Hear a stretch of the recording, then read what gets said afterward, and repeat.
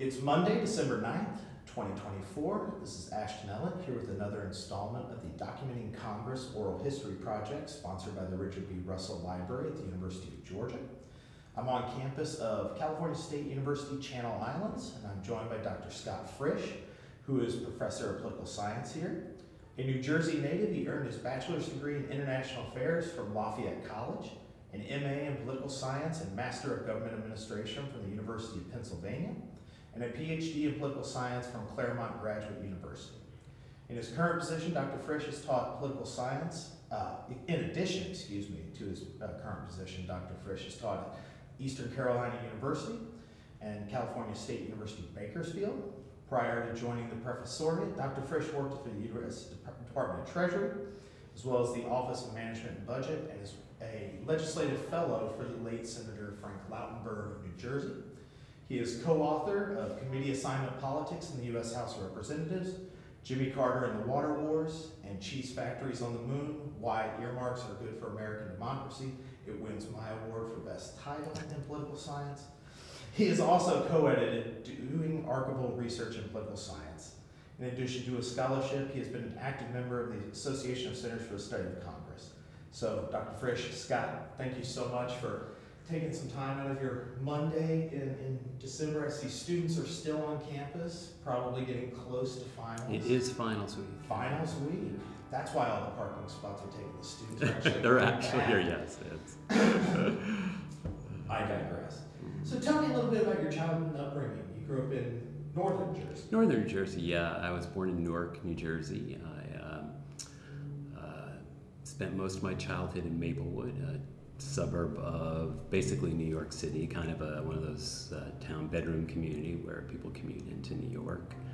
My family was, on all four grandparents' side, immigrants from Eastern Europe, Jews, Ashkenazi Jews, who came here between the turn of the century and the 1920s, and that was really important in terms of my formative experience, especially.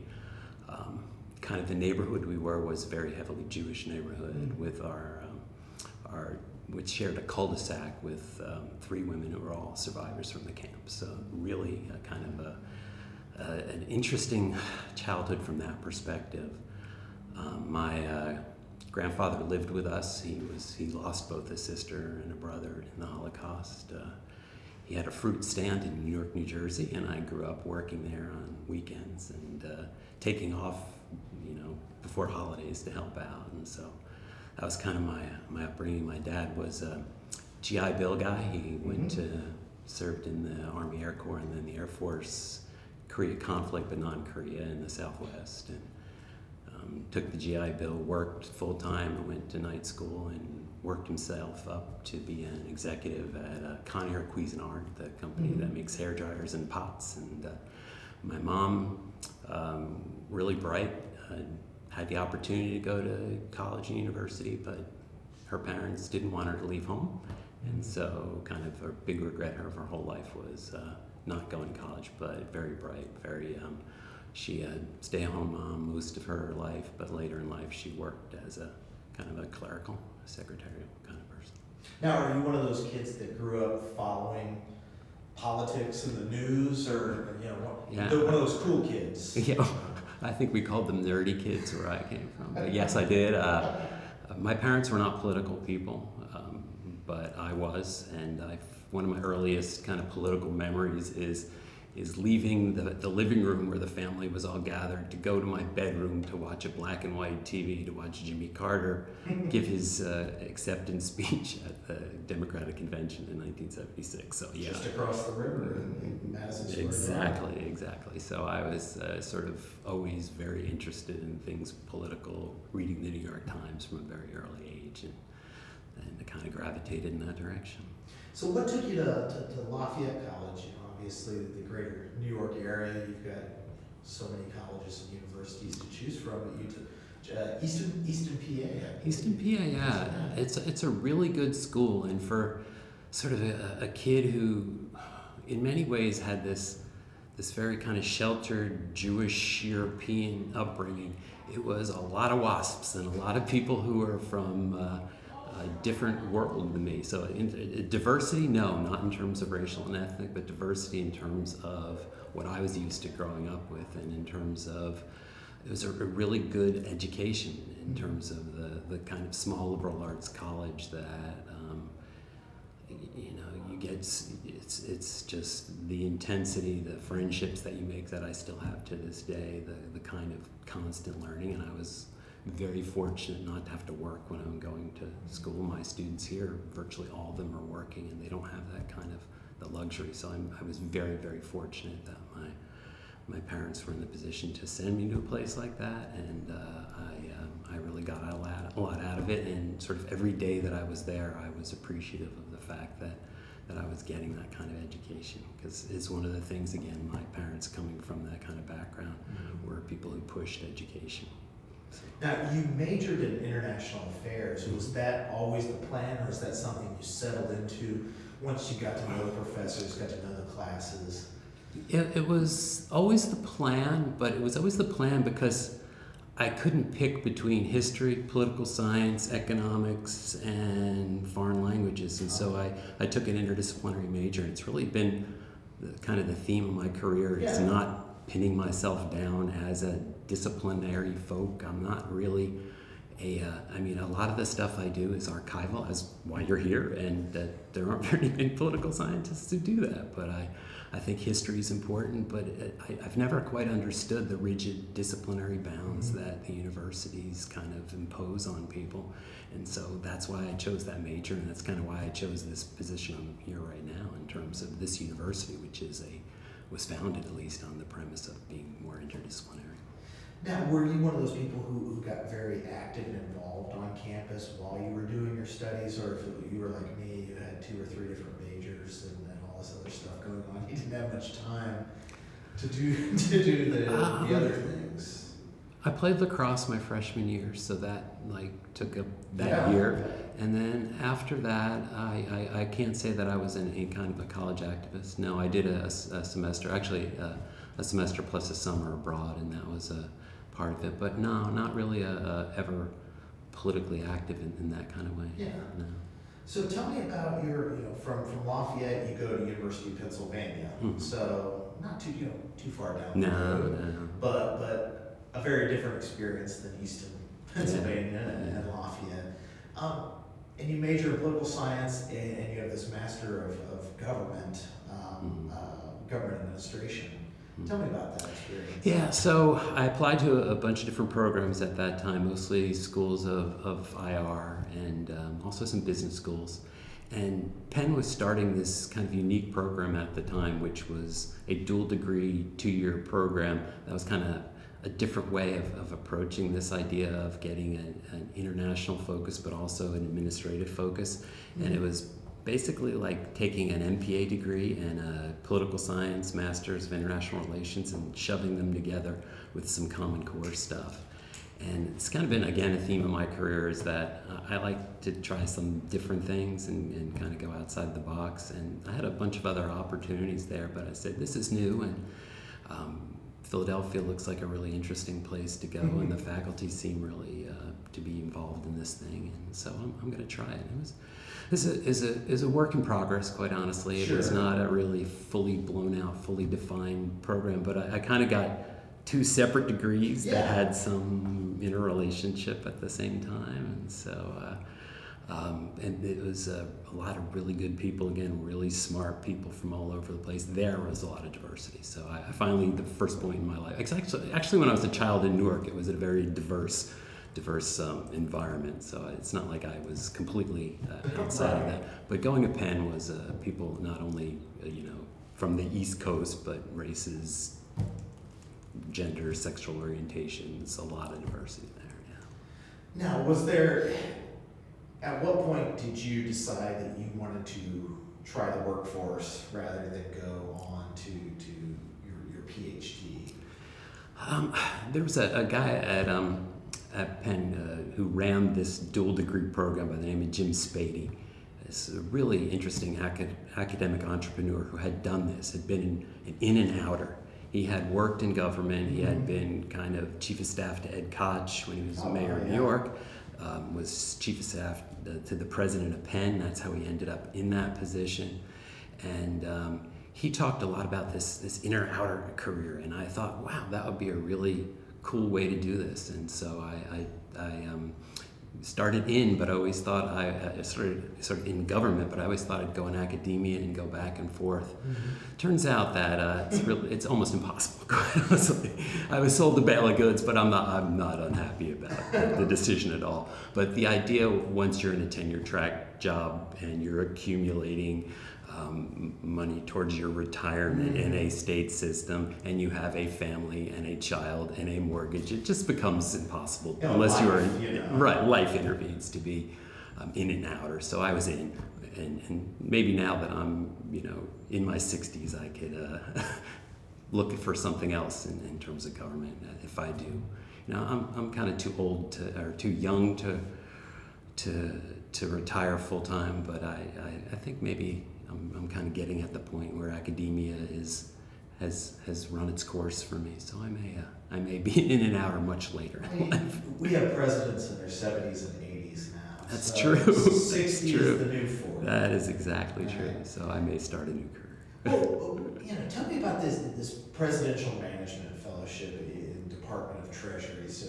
you spend some time in the executive branch, which is not necessarily ironic, but a departure. You will make a departure eventually and work in and study the legislative branch. So tell me about your experiences at Treasury and then the OMB. Yeah, so as I mentioned before, I had this international focus, right? So international relations master's as well as an undergraduate degree. And I applied for this program called the Presidential Management. It was internship, now it's called the Presidential Management Fellow now. And they place you in a home agency for 2 years, but during that time you rotate around wherever you can get to rotate, whoever will support you and pay you, basically. And since you're someone typically who has a master's degree from a prestigious university and you've competed and gotten into this program, you're pretty desirable. So I thought I would go in the State Department, and a lot of my colleagues from Penn and elsewhere who I knew ended up in international jobs. And I actually had an offer from State, but I also had this offer from Treasury, which was just so much better. It was, they basically said you can write your own ticket for 3 years or 2 years plus another year I ended up spending there. You can work on whatever projects you want. You can go work at OMB, the Office of Management and Budget, for a while. You can work on the Hill for a while. And so I said, well, this one really gives me the kind of exposure, broad exposure to so many different things that I'm gonna take that. So I took the Treasury job. And it was great because I did. I did a rotational assignment in Office of Management and Budget, which fascinating learning experience. I've been a sort of a budget guy ever since. Yeah. Then I worked for Senator Lautenberg, who was both on the Budget Committee, but also more importantly, the Appropriations Committee. And they just threw me in the deep end when I was there. And I was just like every other legislative assistant, working from dawn to dusk when they were in session and just really absorbing that all. I think that experience in that office really was where I said, I really like the legislature. I think that's where things can get done. It is democracy in action. There are so many problems with it. The Senate is such a crazy place with crazy rules that I could spend my life learning about this place and never know everything. Right. So that's when I decided. And I also decided at that point that I wanted to get the PhD for sure. I always thought, maybe not, maybe. But yeah, I figured there that I really wanted to do it, and I wanted to study Congress, and that's what I did. So were you placed in Senator Lautenberg's office because you were a Jersey kid, or was that just by chance? It was both. It was by chance, but the chance helped. They're always looking for people. I applied to a bunch of different places. I had interviews at a bunch of different places, but because of the New Jersey connection, I was so much more desirable to Lautenberg, and he was so much more interesting to me. When they asked me during the interview, well, do you think you can support Frank Lautenberg's politics? And I said, well, I voted for the guy. That kind of it helped out in terms of,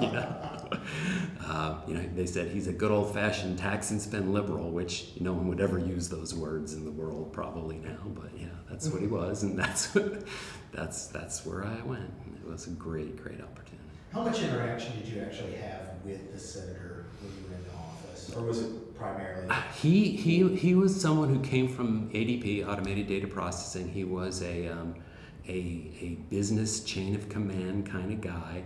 He would do most of his work outside the office because that's a lot of what the senator does. He's doing media, he's meeting with interest groups, he's or on the floor, or more likely in committee. So he was, you know, you knew he was in the office when you smelled cigars, which is ironic since he was the guy who was influential or instrumental really in passing the airline ban and smoking. And part of my portfolio was to go after smoking and by extension Jesse Helms he really didn't have a fondness for either of those things, yet he did smoke. But yeah, the interaction with him was much more limited. It's a Senate. The Senate is, I think, a lot more hierarchical. The chief of staff and the legislative director were really, I'll say this, you know, he's passed away, running most of the show. Sure, he was a guy who had a big picture focus, but he did his homework and he knew the issues. And one of the things I'll say about this kind of leads into the papers discussion is he was so paper oriented. 1-page memos on everything every day, and then a complete write-up of all of the summaries of all the memos by the legislative director every week. And I assumed, well, all senators and all House members have the same thing.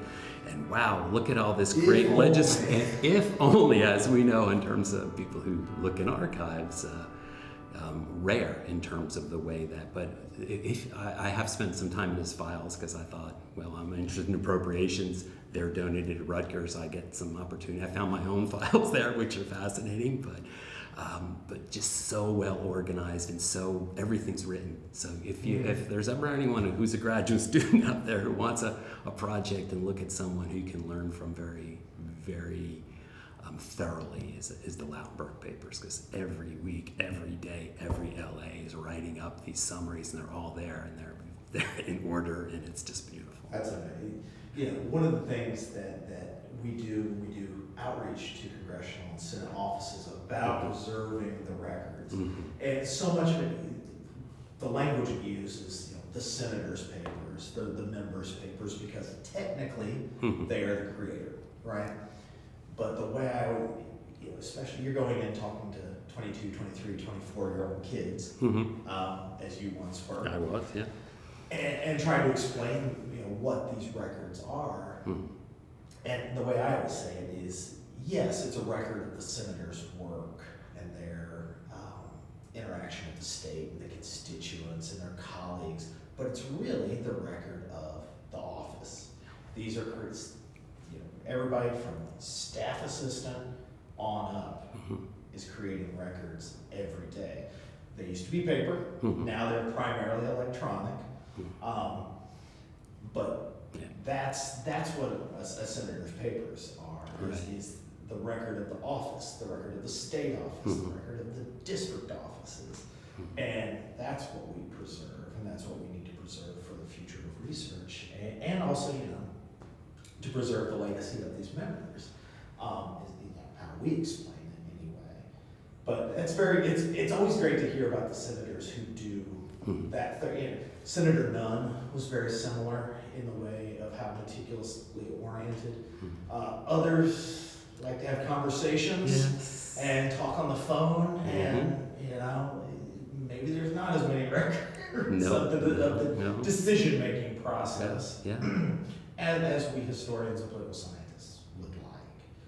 So tell me, you know, a lot of people catch Potomac fever, and they stay in the Senate or they stay in Washington.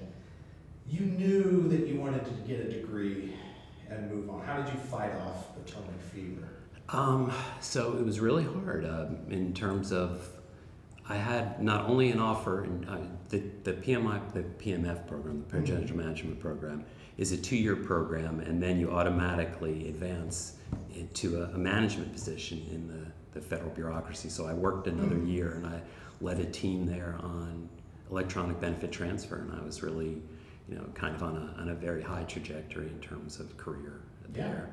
And I also had an offer from Lautenberg's office, because when I left, they're really smart and they know people who like the stuff and care about the stuff and do good work, and so they wanted me to come back. And it was just that one turning point in my life where I kind of said, okay, what am I going to do here? If I don't leave and get a PhD, I'm never going to do it. And it's what I wanted to do. I wanted to do I really thought of myself teaching first and doing research second, but it's kind of a combined thing, and so that's the point I did it. But it was, no regrets, because if I had done, especially the Senate thing, I probably would be a basket case. I'd have an ulcer right now. It was a hugely challenging, from a pressure point of view, kind of job. And I look at colleagues I have from those days, and a lot of them are they're not as happy and adjusted as I am in the world. So I made the wise choice. Let's just say. You could also be a very well-paid. I could. I have gentleman working for right. a K Street office. Right. I had a colleague in Lautenberg's office who left there to become John Dingell's chief of staff, left there to go to K Street, and I'm sure he's not hurting right now. So yes, there were lots of opportunities I could have taken, but I'm happy with what I did. So what led you out to Claremont? You're an East Coast guy. I'm an East Coast guy. It was one of those family things. My wife at the time was from Southern California, and it was, you want to go back and get a degree? We're already established here. We need to go to California where my family is. And it happened to be, again, kismet, and one of those things in my life where at that exact time, Jean Schrodel was leaving Yale and going to Claremont, and she had at that point been establishing a path as a legislative scholar. She made a U-turn and became a gender scholar, which that's where she really wanted, and that's where her heart was, and that's great. But it was kind of they were looking for someone to do some work with her, and I was looking for a place where there was, again, some kind of newness and freshness, and so I ended up at Claremont. Kind of an odd choice, but yeah. It clearly worked out. It worked out. It did. Yeah, a lot of us we run through all these different dissertation topics and run them up the flagpole, things like that. Did you go into graduate school?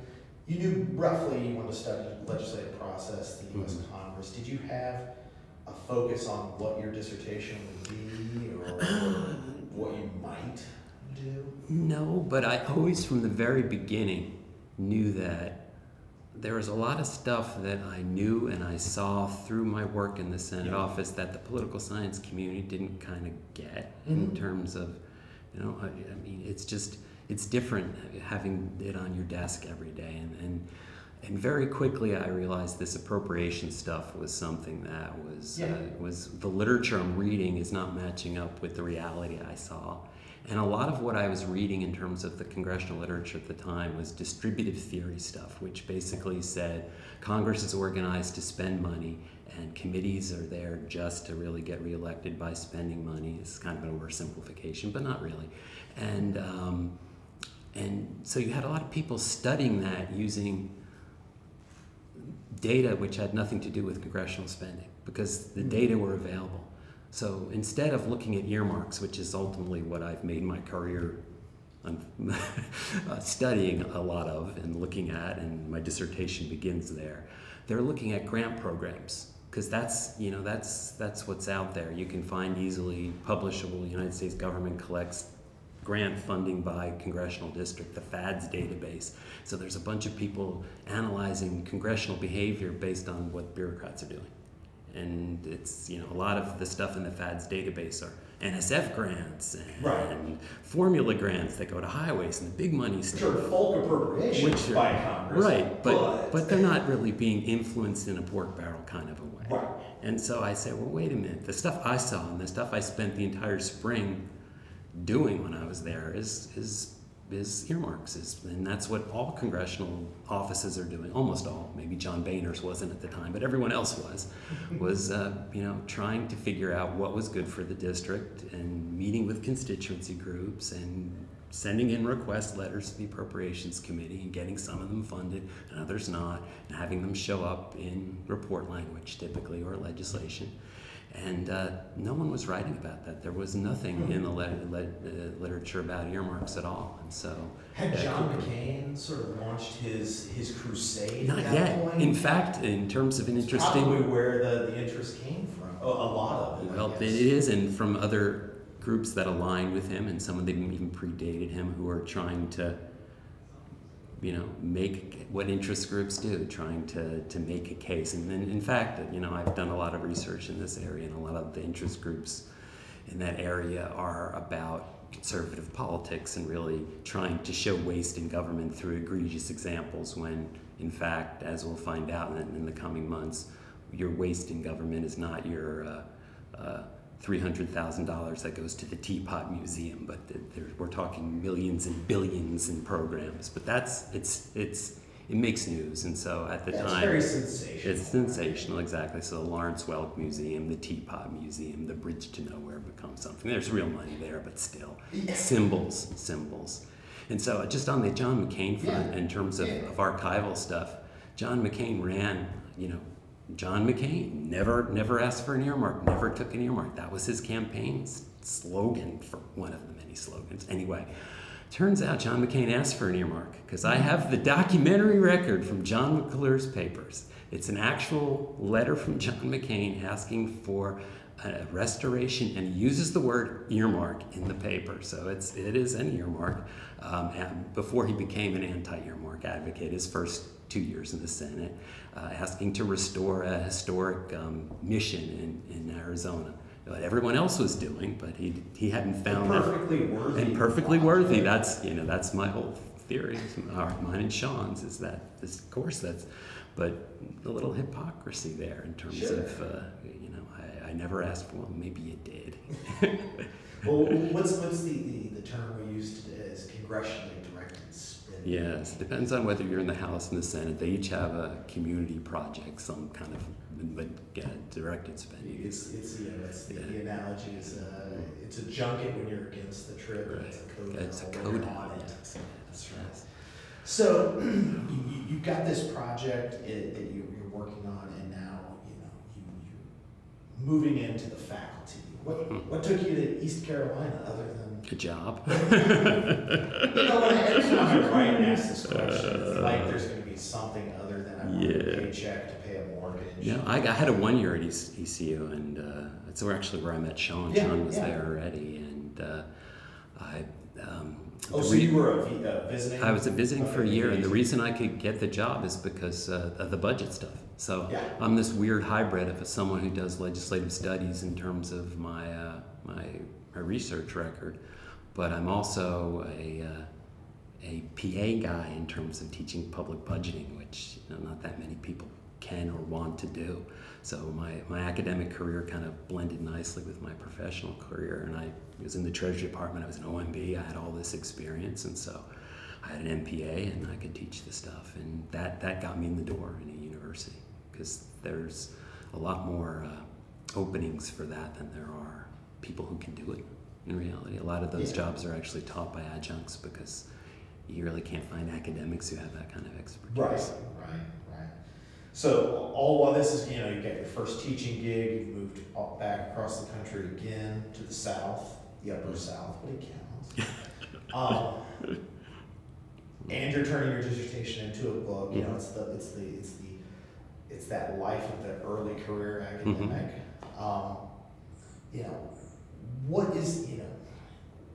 What sort of, I guess, changes, alterations from your dissertation did you make by transforming it into a book? Did you have, like all us historians, we have to rip out all of our notes and shrink the argument down, or were you able to keep the main thrust? It was remarkably seamless in terms of, it's found the unicorn. Yeah, most people are like, but it was the dissertation, I'm still really proud of it. It doesn't, get very much citations or read, but it's, the first part of it says, earmarks are really what pork is. I did a data study using newsletters. I actually collected newsletters from House offices, which in those days was very challenging and time consuming. And then the second part, I kind of test the theories using that. So it was a pretty straightforward thing to do, actually. The one thing that it kind of led me to, though, is the collaboration with Sean and my work in archives. So it kind of is a natural. I'm working on it, and I read roll call. You know, I'm that kind of geeky, nerdy guy who reads roll call on a daily basis, and I'm in East Carolina University, so I'm reading it online. And there's an article on the front page about Bob Michael donates his papers to the Dirksen Center in Pekin, Illinois. And I'm reading through this article, and it says, well, Bob Michael has all the records of all the members asking for committee assignments, and so in the dissertation and in the book, part of the distributive theory is that people gravitate towards committees just because they need, to deliver benefits back for their home districts. Right. And so I'm thinking, this is some interesting data. How do I get to Pekin, Illinois? Where is Pekin, Illinois? Who's this Frank Mackaman guy who runs this center? And so I send Frank Mackaman an email, and this is, I guess, 1998, so that's how long ago I know Frank Mackaman. And he says, yeah, we got this stuff, and you might want to think about, we also have this grant program to come visit. And so I apply for the grant and go there, and there is this treasure trove of years and years and years of every member. It's the kind of the archival stuff you want, really well organized briefing books. And also there are little slips of paper associated with each year with each member of the Committee on Committees, it was the executive committee, they called it in the Republican side, of how they voted on each of the individual members who were up for their committee assignments. I said, this is really good data. And we as political scientists might want to turn this into something quantitative. And so I'm there and I'm thinking, this is a huge project. This is a kind of a year's project, multi-years project. I need help. And I knew Sean from ECU, and he had actually left and gone up to Niagara by that point. And so I called him and I said, hey, I got this stuff, and that's the beginning of the partnership. So, I mean, this is very timely that we're here and we're talking about House committees, yes. Which is back in the news again. And with Sean's background with Larry Dodd and this idea of how Congress runs on these cycles of party polarization and committee control. I don't know if that really holds up anymore after this current moment. We could ask Sean and Larry. But you've got the Democrats in the news once again. A younger generation who's making a push to get these sort of leadership positions. And of course, it's the minority party. It's the minority party now. It's about, depending on when the resignations start hitting the Republican conference.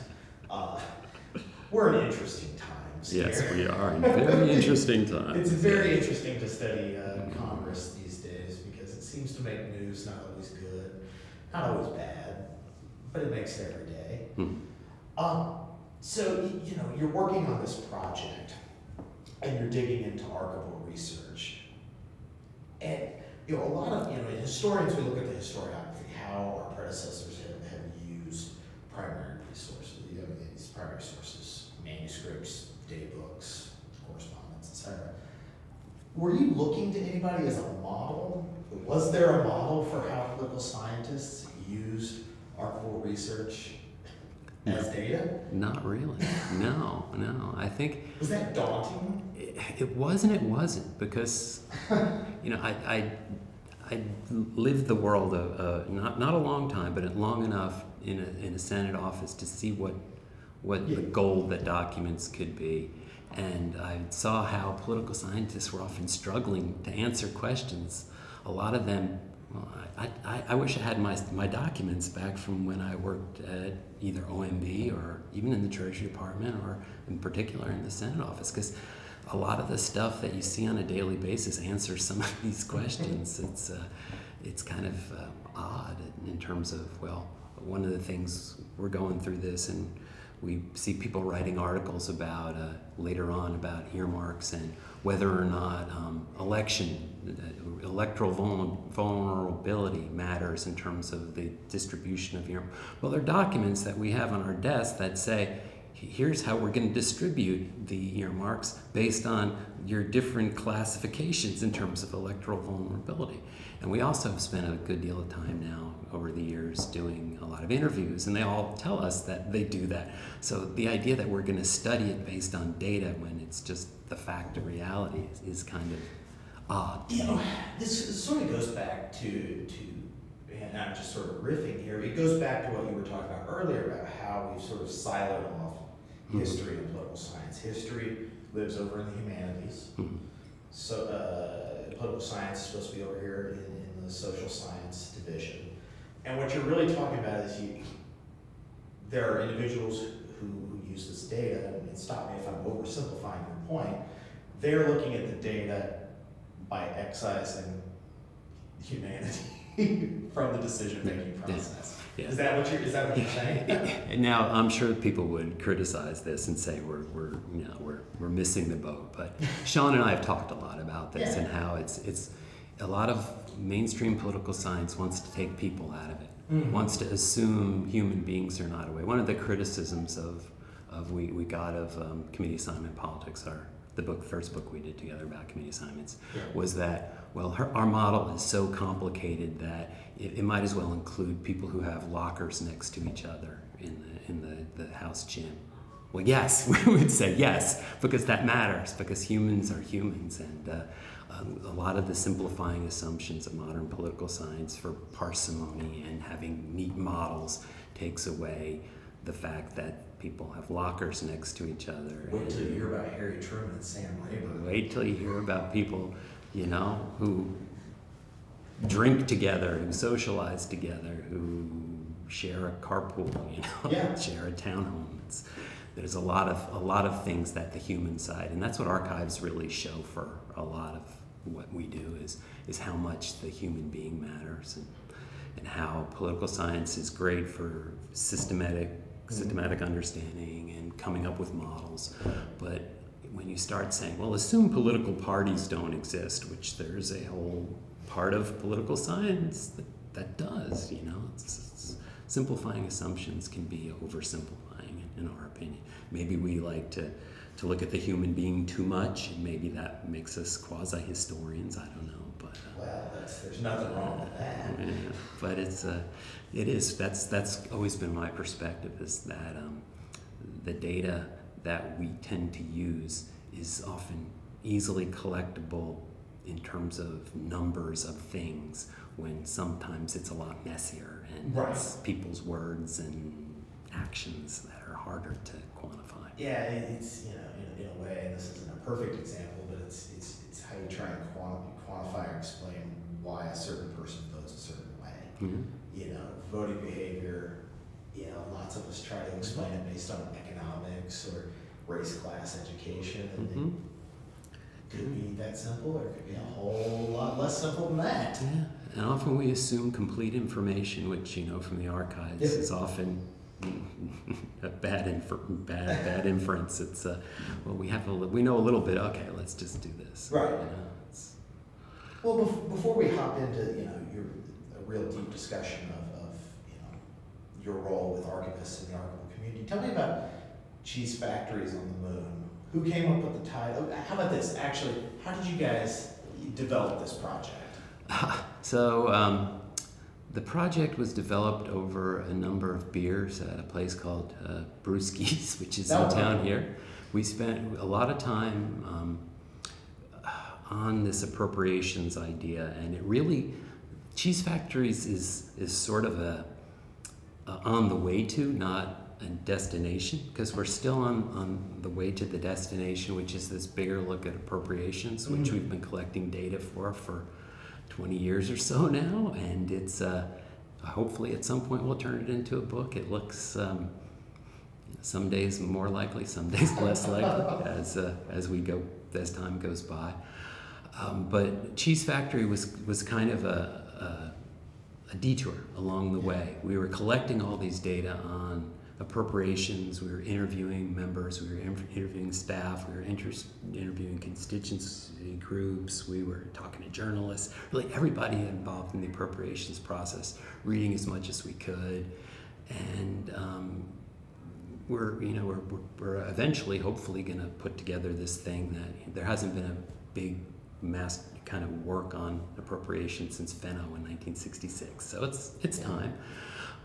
But we're on the way there, and we keep hearing about in the news media and in the drum beat is earmarks are bad, earmarks are terrible, we need to ban them, and it's the McCain campaign, and it's the bridge to nowhere, and everybody, the pork busters coming out against them. And we're hearing from people on the inside, in particular committee staff, saying, this is essential. This is how we can get compromise. This is how we can get our work done.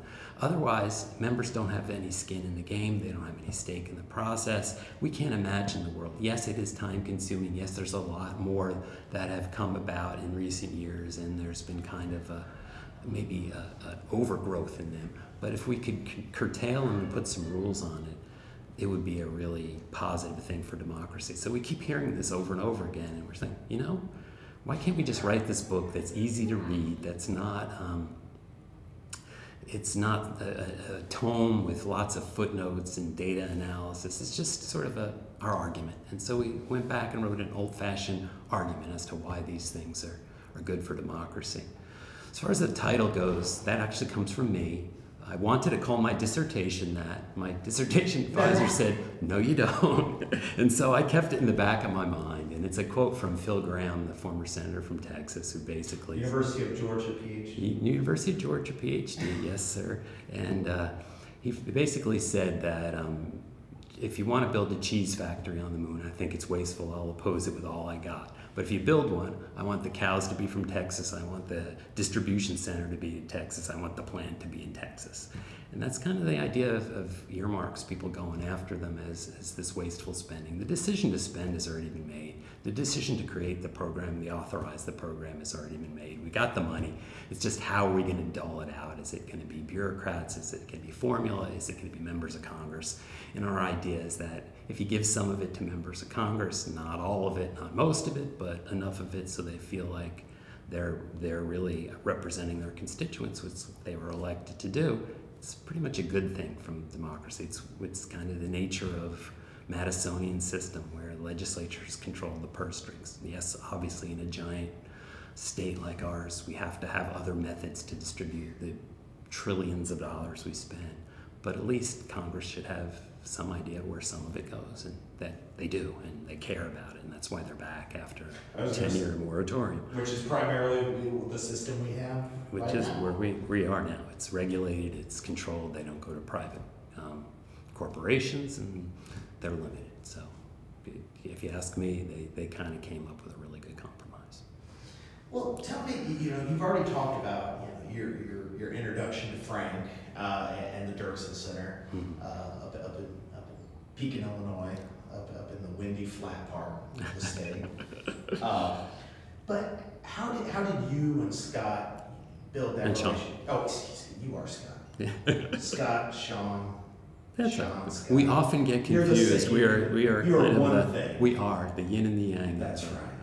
Excuse me. Earmarks. How did you and Sean get introduced to the broader community of congressional archivists with the Congressional Papers section, the Association of Centers for the Study of Congress, those groups?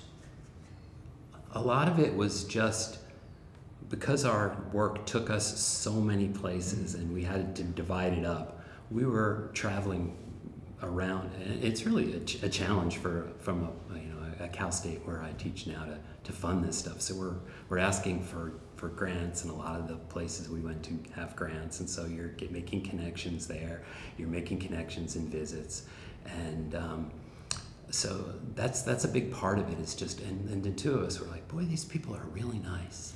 They're really smart people. They know a lot. It's a really untapped resource. So we wrote this article in PS, which is just this kind of a journal in political science, not a hardcore academic journal, but kind of has more popular stuff in it about we really need to get people out into to the archival world. And so we did that, and that got us a little bit of interaction with people online. But I think you'll probably want to ask Sean more about how we got into the organizations, because he's more of the joiner kind of a guy. I'm a little less of the make contacts in terms of the association. So he got us involved in the Association for Centers for Study of Congress and the Congressional Papers Roundtable, that kind of stuff. And I went along happily, because I found it to be a really good group of people who was, again, it's kind of a shame that there's so much out there that is not being accessed, and so many political scientists don't know how. We really became kind of evangelical about the thing. We did I think the biggest thing we did was before the APSA conference in Washington one year, we did a short course in using archival research, which was pretty well attended. We got a lot of people thinking about it, at least, and some of them actually went with it, so that's good. So I think we got a few bites that way. But everywhere we go, we're kind of doing, even the Western Political Science Association, we did a roundtable on papers, and so we'll go anywhere to talk about them. And I've used, I don't know how many at this point, well over 100 different archives in my day. So I think it's really a shame. Well, the short course was, looking back, almost 20 years ago or so, I think. Yeah. What was the pitch? You're an evangelical. Mm-hmm. You got your handbill out on the street corner, and somebody walks past you, and you're trying to get it into their hand. What's your pitch to political scientists, grad students? Yeah, it's a hard pitch, because the pitch often ends up, you want to spend a lot of time going down a lot of rabbit holes and a lot of weird places, then go do it. But it's also, you really want to, the whole idea of the academy and political science is to develop new knowledge.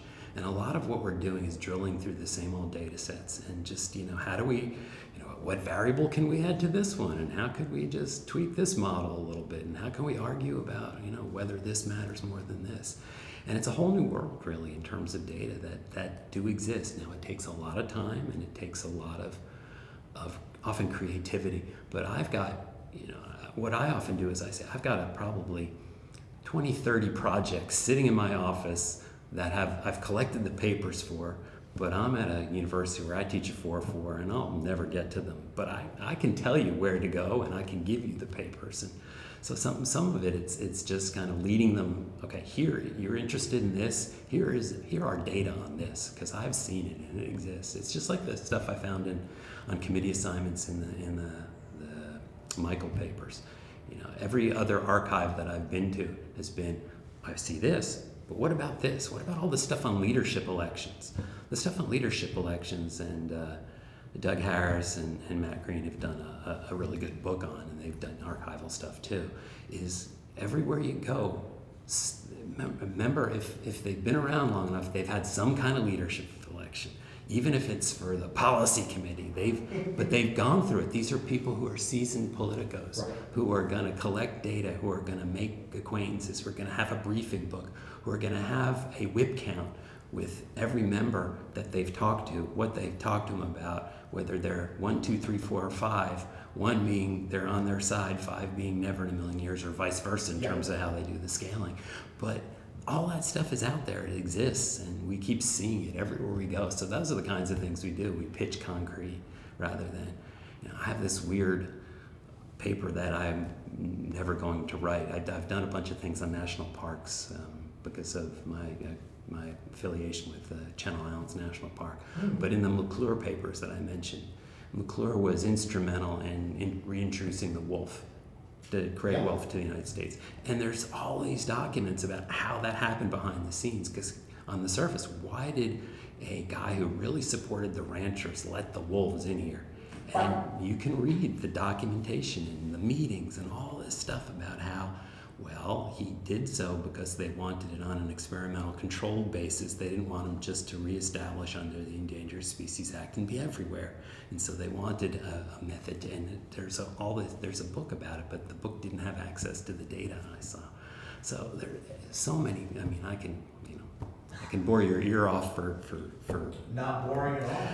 for months on all these projects that we never have pursued, but collected the documents because you're in these papers. And now it's, at the beginning it was, I'm going to write down my notes. Then it became, I'm going to submit a request to photocopy, and I'll get them in 2 months. Then it became pretty easy photocopying. Then it became, and now it's scanners, and now it's just taking pictures as you stand there. So it's a lot easier. Well, you know, before we talk about the book, the edited volume, you know, we talk about what interventions or innovations, rather, and I think you're leading me to where I want to go. What will make it easier for political scientists and others to use the archives? Digitization and AI.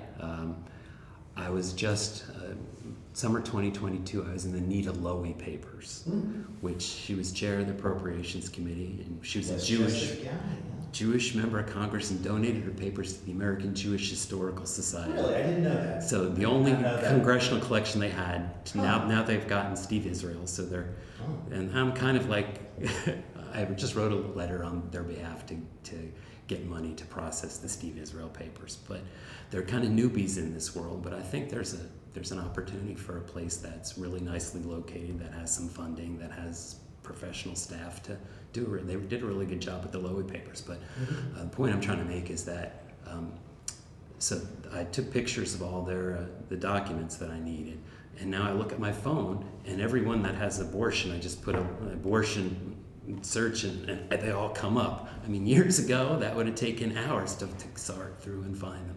So the technology's there. The downside is most of the Lowey documents now are electronic documents, and okay, give me access to a hard drive and I'll go to town, and that's fine. Well, we can't do that. We need to process it first. And or so it's proprietary. It's proprietary, or yes, I've heard that The a million CMS times. So they're actually, I mean, I've made the acquaintance, and that's part of the world of working with archives, for them to trust you and to know you're a serious scholar who's not going to tell TMZ what people are up to, you know. And so I've kind of moved that ball in the end, and I think they're going to let me have the access to some hard drives, and I'll have to go there and be on site. But I mean, that's the stuff we need now, is the emails, because it used to be I'd write a memo when I worked in the office, and if I did in early days of email, I'd print that memo out and I'd have a hard copy of it. Now they're all electronic. And they're gold, because in emails, as we know, especially early on in the world, people never thought anybody'd be looking at them.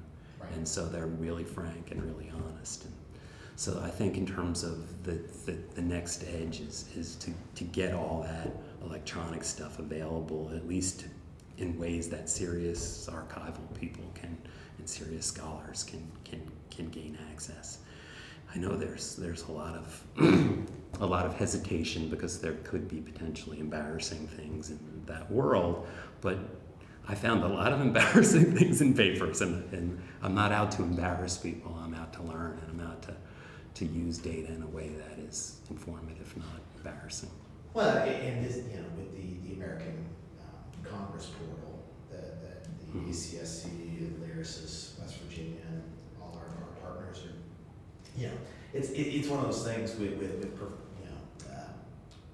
personally identifiable information, and how you have to anonymize that while still maintaining useful data points for historians and political scientists, zip codes, census tract data, so you can plot these things. You know, and I think, you know, to your point with AI, I think AI data visualization is really, you know, sort of the new. It's a great cresting wave, sort of taking over from what this nebulous digital humanities, whatever that is or was. Is, you know, once machine learning gets to the point with OpenAI or Trend, Whisper, and we're doing that right now with our oral histories, because it's a more digital format. You can plug these things in. Cost-wise, personnel-wise, it's much lighter lift than digitizing, say, you know, 3,000 boxes of the Richard B. Russell papers, where it's on onion skin paper, Yeah. carbon copies, Staples and staples and are still there. yeah. And that mass digitization projects runs into MPLP, more processing, or excuse me, more product, less processing, where you left those staples in, so it slows that down on the archives. It's a give and take in terms of costs, and I would say when we go down to the vault to look at all these boxes, I would say every other donor question is, now how much of this is digitized? You have to, mind you, this is a 30,000 square foot vault, about 225,000 cubic feet, 30-foot high ceilings, high density storage, and it's like a dozen boxes? If they're full, maybe a dozen boxes. Maybe. Like, Yeah. because the thought is, well, you've got a student worker and you've got a flatbed scanner, get to work. The scanning is relatively the easy part. It's creating the metadata, preserving the metadata, making it available in perpetuity. Yep. It costs money. It's huge, yeah. And it's a huge undertaking. And it's the way of the future. We just need to convince some of these folks. Right, yeah. And I've ran across a lot of collections that we're not gonna open until we can, and we have no money to, and so. And that's, unfortunately, that's an increasing trend. Much like higher education, generally, where you have falling enrollment means lower appropriations from state governments or a smaller donor base from your alumni if you're a private school, a private organization. And unfortunately, if it's a closed collection, it's useless. It's worse than useless. It takes up space. It makes me sad, personally, because there are several out there that I keep poking every once in a while and get the same answer. Yeah. It's an unfortunate reality. It is. But it's a reality, nonetheless. Well, from that to a more uplifting story of doing archival research in political science, what convinced you and others, several colleagues that I know very well are contributors to the project, how did this all come about? I'm sorry. Doing archival research in political science, the book. Oh, the book. Okay, the book. No, sorry. Doing archival research. That's period. That's what I'm thinking. And we don't need to go over. But the book. Again, I think that might have been Sean's doing. Sean You're is like the frog and toad of political science. Yeah, Sean is more of the get the external things done kind of guy. I just like to come up with these questions and spin out data and find the next one and never finish, and that's kind of where he's been we've been great in terms of that, because we kind of force each other. But yeah, I think you want to talk to him more about the collaborative in terms of the book. But the book was people we've been working with for a while, and Dave Parker in particular, but Doug as well, who just have the same kind of view towards the use of archives and the idea that we really need to get the word out there, because there are so many people going down directions that it really could help. And it's not just in this one arcane area. We're all from Congress area, but it's more in terms of other areas of political science where there's a ton of stuff too. Presidency obviously lends itself. We're a few miles, more than a few, but in the same county as the Reagan Library, and so we spend a lot of time there, and we could see what they have. But there's all kinds of other archival data that political science has just turned its back on. It's not fashionable. It's not somehow deemed political science, and we really were kind of almost angry about that. The more we thought about it, it's the more that there's really good data. Now it takes time to get to it, and it can be frustrating, but it is worth it. So we wrote this book, and we all knew people, and it's one of those kind of snowballing things where you ask somebody else, and we end up with a book, an edited book. And it's kind of one of the few things out there that really does.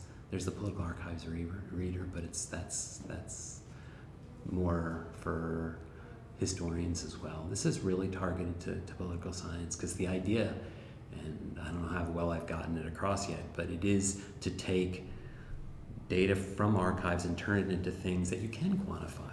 Because it doesn't have to be all the anecdotal and the stories, which are rich and which I love and which I think makes the stuff more interesting to read. But it's like the committee assignment stuff, where you can turn those into data points and you can run all kinds of equations on them. It doesn't have to be just qualitative kinds of things. Data that are quantitative are just one step away in the archives. So that's kind of the theme of the book. So, I mean, I was looking at it, this book came out 12 or so years ago, which is a lifetime in terms of technology. And you know, if you were to do a second revised edition, which I encourage you to do, what do you think you might include based on your own personal experience, your professional experience in the last decade or so?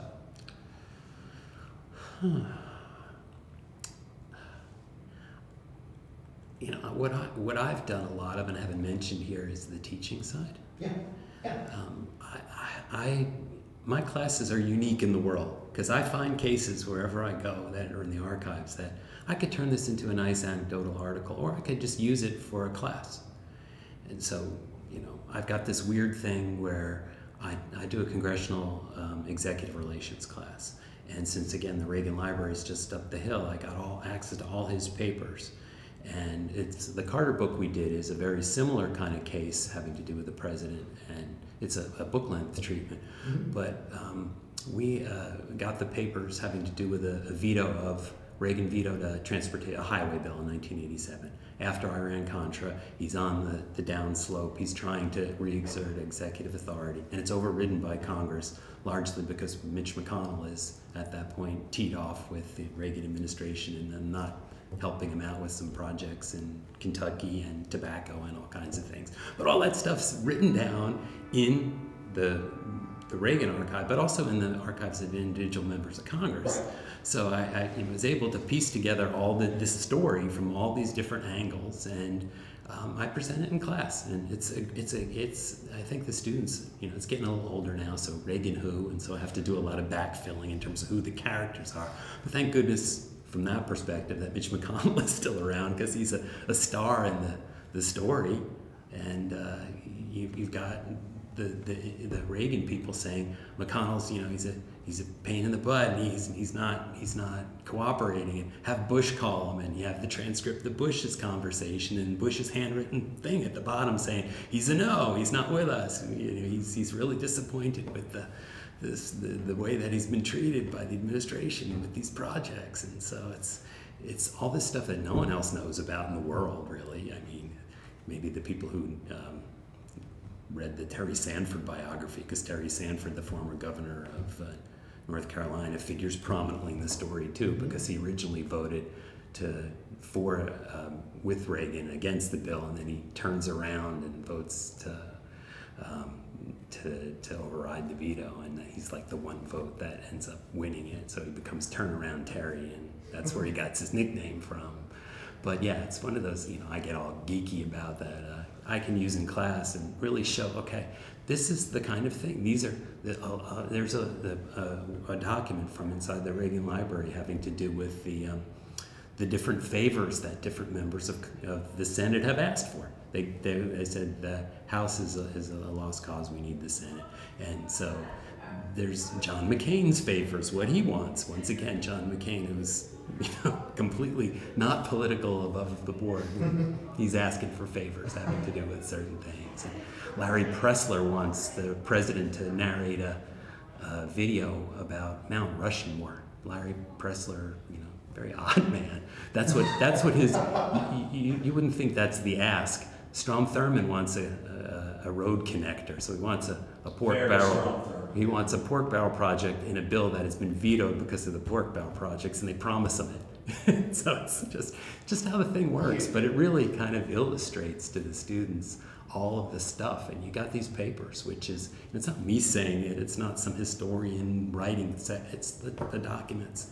That's where it comes from. So yeah, I wish that there's a whole book about that's out there, but again, not enough hours in the day to do it. But we've got this program at the University of Georgia. It's the Special Collections Libraries Teaching Fellows, and it brings them in, and the whole goal is the pedagogy of teaching primary sources in the classroom to undergraduate students, putting the documents, real or digital or oral history, in their hands, and that has been really critical in growing traffic to the archives and opening a whole new world. And to your point, it's not just, sometimes we often focus too much on the research projects and products, but it's really the teaching, and what better evangelism is there than the students who are forced to sit there for 50 to 75 minutes at a time.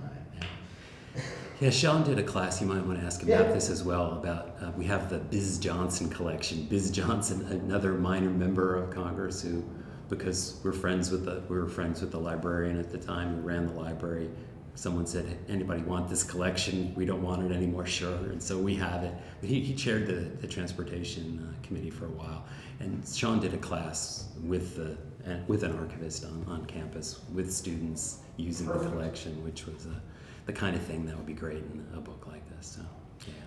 Well, Scott, while we're wrapping up here, is there anything else you want to record for posterity? When you're not thinking about earmarks and the legislative process, what do you get up to?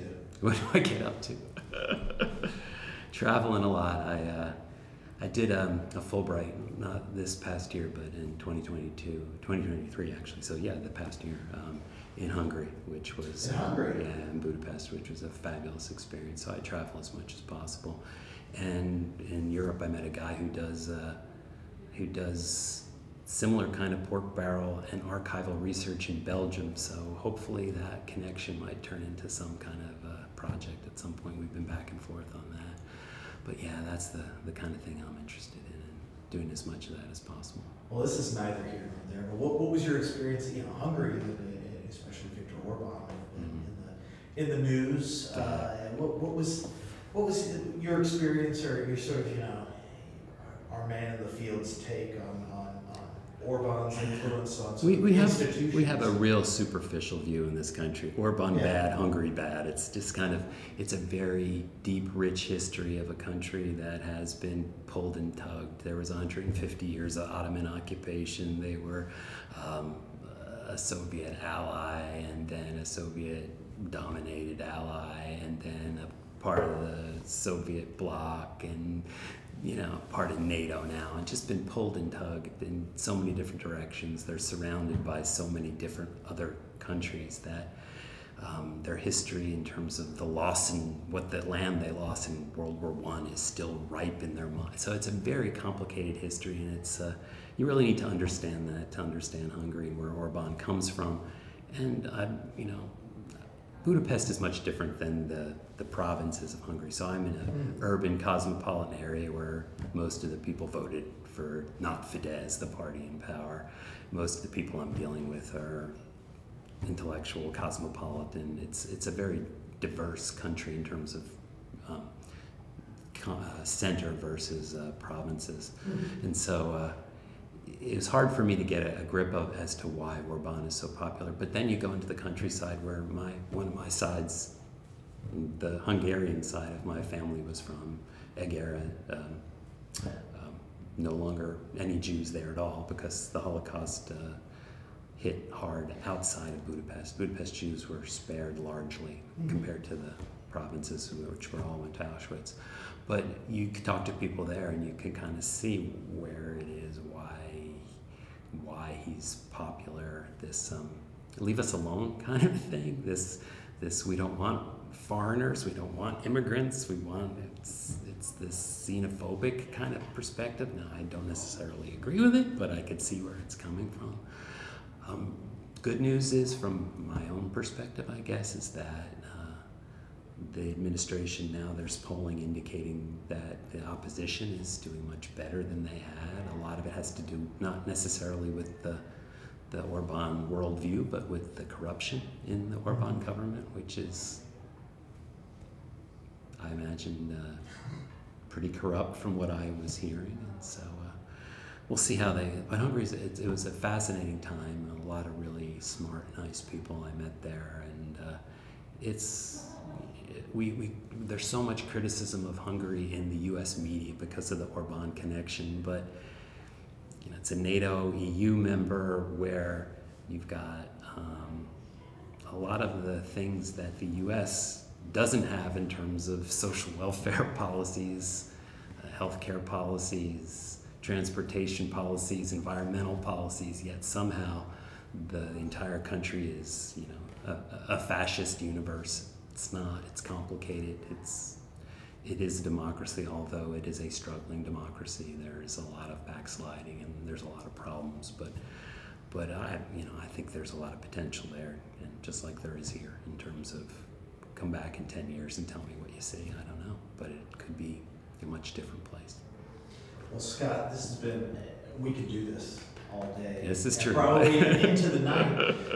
But thank you again on Thank behalf you. of everybody at the University of Georgia, the Russell Library, our friends and colleagues with ACSC and Congressional Papers section. It's been a fascinating conversation. We have to get more scholars like you to buy into the system and visit the archives and start digging. So Scott, thank you so much. And thank you for doing this. This is a real service, and I hope people will watch it. Thanks.